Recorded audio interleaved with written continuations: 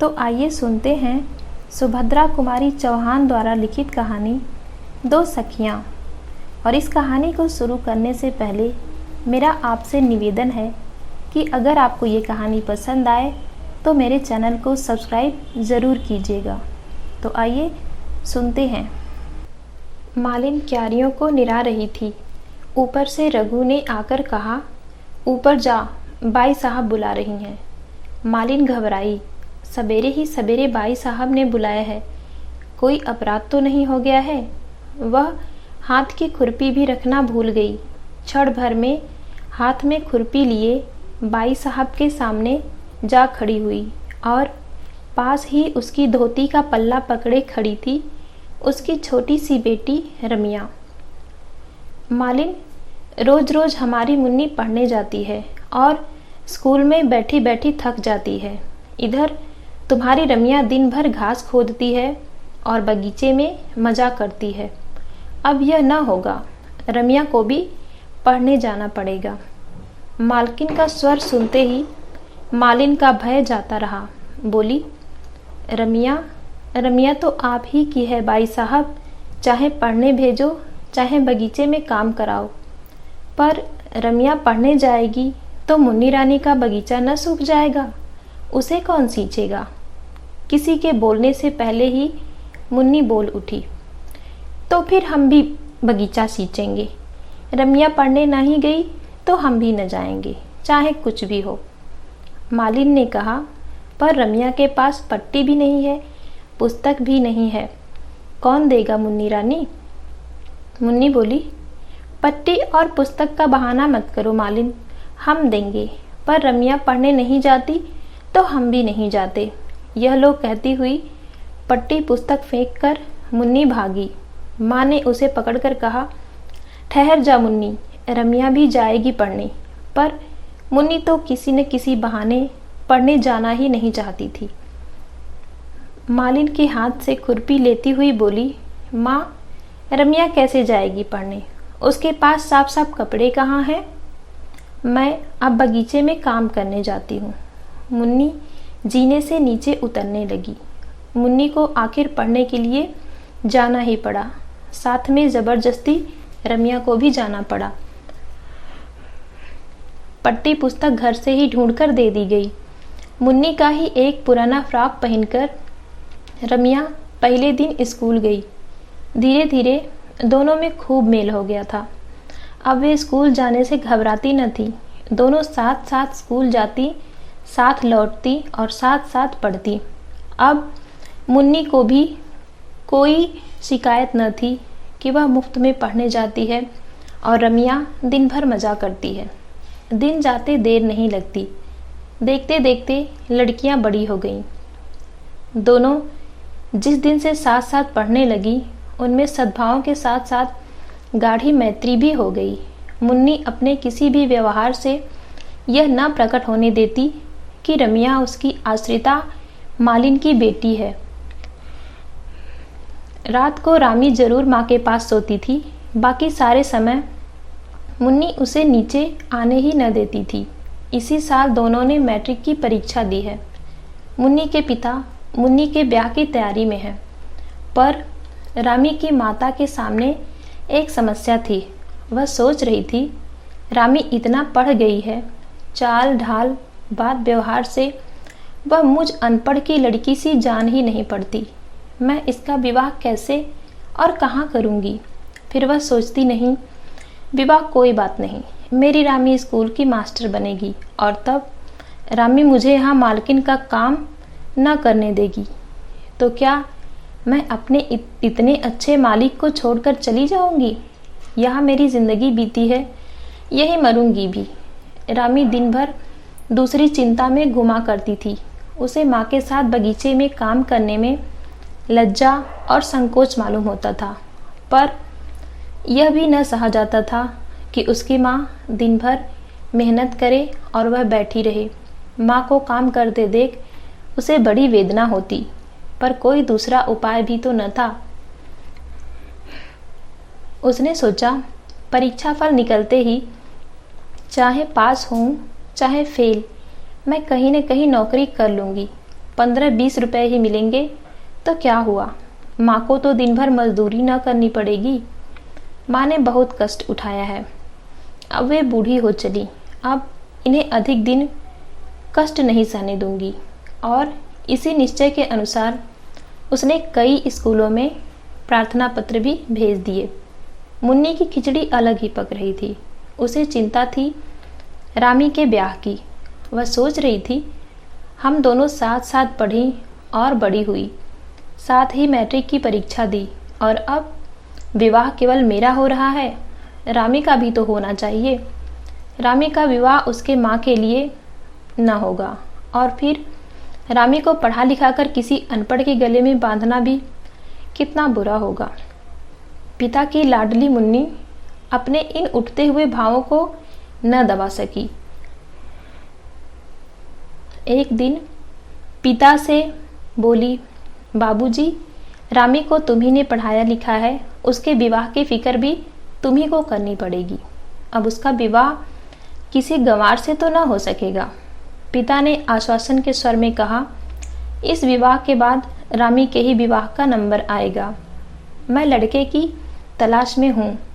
मुन्नी का भाई जगत सिंह, जो इधर 5 साल से विदेश में था, आज आ रहा है। मुन्नी के पिता लड़के को लेने पहले बम्बई पहुँच चुके हैं। शाम को गाड़ी आएगी। मुन्नी और रामी दोनों सखियाँ बड़ी लगन के साथ जगत सिंह का कमरा सजा रही हैं। मुन्नी बड़ी ही प्रसन्नचित और चंचल स्वभाव की लड़की थी। वह स्वयं खुश रहना जानती थी और पास रहने वाले को भी खुश रहने के लिए विवश करती रहती थी।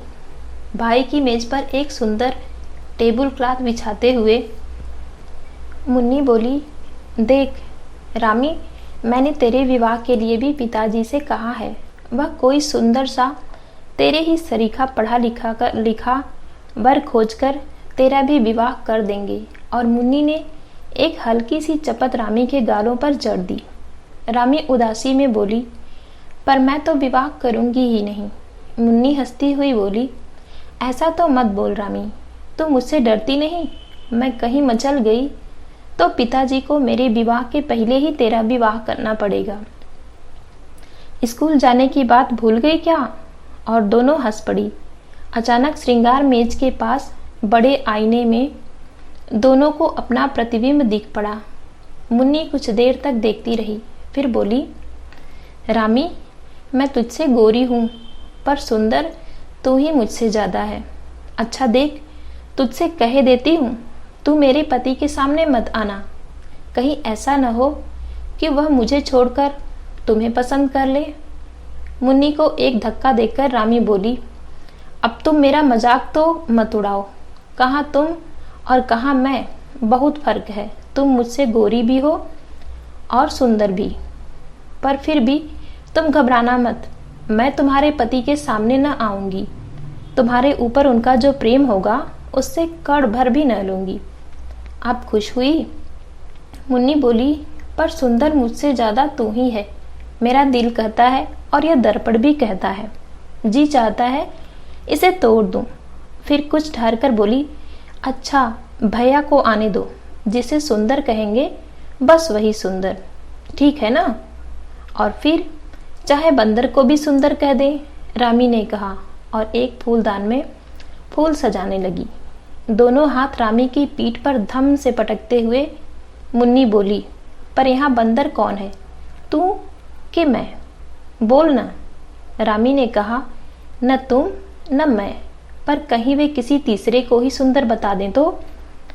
जगत सिंह को लेने उनके पिता, मुन्नी और बहुत से लोग स्टेशन पहुंचे थे। घर आए, बहुत देर तक घर में चहल पहल मची रही। जगत कुछ अस्वस्थ था। सबसे विदा लेकर वह सोने के लिए अपने कमरे में आया। कपड़े उतारकर वह लेट गया। वह सचमुच थका हुआ था, किंतु एक ही मिनट के बाद आंधी के झोंके की तरह दोनों दरवाजों को फटाफट खोलती हुई पहुंची मुन्नी। एक हाथ से वह रामी को घसीटती हुई ला रही थी। वह बोली, भैया, सोने से पहले तुम्हें एक बात का फैसला करना है। सच सच कहना, मैं ज़्यादा सुंदर हूँ कि यह? जगत हंस पड़ा, बोला, मुन्नी, अभी तक निरी बच्ची ही है तू, जा मुझे सोने दे, मैं थक गया हूँ। और वह करवट बदलकर सो गया। भैया तुम भी अभी तक बड़े खराब हो, कहती हुई रूठकर मुन्नी चली गई। किंतु इसके बाद जगत सो न सका। उसके सामने रह रहकर शर्माई हुई रामी का चित्र आ जाता था। वह यही निर्णय न कर सकता था कि यह लड़की कौन है। विवाह में दूर दूर के बहुत से संबंधी रिश्तेदार आए होंगे। मुमकिन है उन्हीं में से किसी की लड़की हो, पर इसे तो जगत ने कभी देखा है, चेहरा पहचाना हुआ सा लगता है। जिस बात का उत्तर वह मुन्नी को न दे सका था, वही उत्तर बराबर उसके दिमाग में चक्कर काट रहा था। कितनी सुंदर लड़की है। सुबह 6 भी न बज पाए थे। मुन्नी के उधम के मारे जगत का सोना मुश्किल हो गया। जगत उठकर बैठ गया। मुन्नी से बोला, मुन्नी, जरा गंभीर बनो बहन, अब तेरी शादी होने वाली है। जगत की दृष्टि दरवाजे की ओर गई। 2 सुकुमार पैर दरवाजे की ओट में ठिठक गए थे। मुन्नी ने जैसे जगत की बात सुनी ही न हो, बोली, भैया देखो, रामी अब तुमसे शर्माती है, आती नहीं अंदर। वह देखो वहाँ खड़ी है। और एक बार भैया तुम्हें याद है ना, वह कितनी मचली कि तुम ही से शादी करेगी। और फिर जब तुमने कहा कि तुमने शादी कर ली और इसे 2 पैसे दे दिए, तब कहीं यह मानी। मुन्नी एक सांस में यह सब कहकर हंस पड़ी। जगत चौंक पड़ा। तो यह रामी है? आओ रामी, अंदर आओ, वहाँ क्यों खड़ी हो? चाहो तो 2 पैसे और ले लो, कहकर वह हंस पड़ा। रामी लाज और संकोच में सिमटी हुई सी भीतर आई, पर वह खुलकर जगत से बातचीत न कर सकी। न जाने कहाँ की लज्जा ने उसकी जबान पर ताले डाल दिए। वह चुपचाप खड़ी रही। जगत ने उससे बोलने की कोशिश बहुत की, पर उसका सिर नीचे से ऊपर न उठा। जगत ने कहा, लो तुम मत बोलो, मैं तो जाता हूँ। मुन्नी की समझ में न आया कि आखिर जगत भैया से रामी इतना क्यों शर्माती है। उसने रूठकर कहा, जा, तू बड़ी खराब है रामी, तूने मेरे जगत भैया का अपमान किया है। तू उनसे नहीं बोली, मैं भी तुमसे नहीं बोलूँगी। रानी ने नम्रता से कहा, नहीं बहन, मेरी अपमान करने की नीयत नहीं थी। तुमने छुटपन की ऐसी बात कह दी जिससे शर्म के मारे मैं मरी जा रही थी। फिर कैसे बोलती? और दोनों सखियों में उसी समय मेल भी हो गया। उसी दिन लड़कियों का रिजल्ट निकला। दोनों पास थी। मुन्नी 2nd डिवीजन में और रामी 1st में। मुन्नी ने इससे कुछ बुरा न माना। वह रामी के पास आकर उससे लिपटकर बोली, देख रामी, तुम सभी बातों में मुझसे बढ़ती है। मैं 2nd में पास हुई तो तुम 1st में। यह ठीक नहीं, तुझे मेरे साथ साथ चलना चाहिए। रामी ने कहा, सभी बातों में नहीं बढ़ रही हूँ, विवाह तुम्हारा ही पहले हो रहा है। कौन जाने तो इसमें भी मुझसे आगे न बढ़ जाए। कहती हुई मुन्नी भाग गई। रामी जगत के कमरे से फूलदान लेकर बाहर आ ही रही थी कि इतने में ही वह पहुंच गया। वह कई दिनों से रामी से एकांत में कुछ बात करना चाहता था। उसने रामी का हाथ पकड़कर अंदर खींच लिया। बोला, रामी ठहरो, मुझे तुमसे कुछ बात करनी है। रामी घबरा गई। इधर उधर देखती हुई बोली, आप मेरा हाथ छोड़ दीजिए, कोई देख लेगा। जगत बोला, पर तुम ठहरोगी, जाओगी तो नहीं? रामी का स्वर कांप रहा था। वह बोली, ठहरूंगी, पर पहले आप मेरा हाथ छोड़ दीजिए। रामी का हाथ छोड़ जगत दरवाजे के पास रास्ता रोककर खड़ा हो गया और बोला, रामी, मेरे पास भूमिका बांधने का समय नहीं है। मैं तुमसे विवाह करना चाहता हूँ। तुम्हें स्वीकार है? रामी कांप उठी। उसने कहा, पर यह कैसे हो सकता है? मैं मालिन की लड़की हूँ और आप क्षत्रिय। फिक्र मत करो, मैं केवल तुम्हारी राय जानना चाहता हूँ। अब रामी कैसे बोले? सिर नीचा करके वह खड़ी रही। पर अनुभवहीन जगत क्या जाने कि यह मौन स्वीकृति का सूचक है। वह अधीर होकर बोले, रामी, उत्तर दो, हाँ या ना। मैं तुम्हारे मुंह से सुनना चाहता हूँ। तुम खुशी से स्वीकार कर लोगी तो ठीक है, इनकार करोगी तो मैं तुम पर किसी भी प्रकार का दबाव न डालूंगा। सच्चे आदमी की तरह मैं तुमसे पूछता हूँ, क्योंकि मैं तुमसे विवाह करना चाहता हूँ, पर तुम्हारी अनुमति से, तुम्हारी इच्छा के विरुद्ध नहीं। रामी फिर चुप। जगत से रहा न गया। उसने फिर रामी का हाथ पकड़ लिया और बोला, रामी, मेरा भविष्य तुम्हारे उत्तर पर निर्भर है। बोलो, तुम्हारी इच्छा के खिलाफ मैं तिल भर इधर न उधर जाऊंगा। बोलो, तुम्हें स्वीकार है? मैं बहुत पहले ही स्वीकार कर चुकी हूँ। कहती हुई हाथ छुड़ाकर रामी भाग गई और सीधी जाकर अपनी माँ की खाट पर लेट गई। उसने मन ही मन कहा, रामी के चंडी ठाकुर, तुम ही रामी को भुला देते तो रामी का दुनिया में कौन रह जाता। जगत ने अपना निश्चय पिता से कह दिया। पिता के पास काफ़ी पैसा था, रुपयों का उन्हें लोभ न था। फिर वे स्वयं रामी को बहुत चाहते थे। इस बात पर किसी को कुछ ऐतराज हुआ तो जगत की माँ को। वे किसी बड़े आदमी से ही संबंध जोड़ना चाहती थी। एक मालिन की लड़की से ब्याह करके उनके दृष्टिकोण से समाज में उनकी प्रतिष्ठा बढ़ने की जगह कम हो जाएगी, पर उनकी कुछ न चली। एक ही मंडप में रामी का विवाह जगत से और मुन्नी का विवाह शांति स्वरूप से हो गया। तो इतनी सी थी ये कहानी, और अगर आपको ये कहानी अच्छी लगी हो तो कमेंट करके ज़रूर बताइएगा और इसे अपने जानकारों एवं अपने दोस्तों में शेयर ज़रूर कीजिएगा।